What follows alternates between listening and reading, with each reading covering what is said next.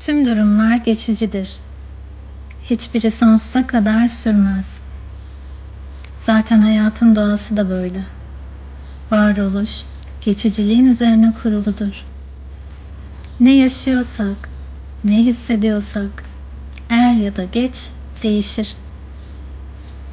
Bunu içten içebiliriz aslında. Ama bazen unuturuz. Hiçbir şey bitmeyecekmiş gibi tutunur, direnir, sabit kalmak isteriz.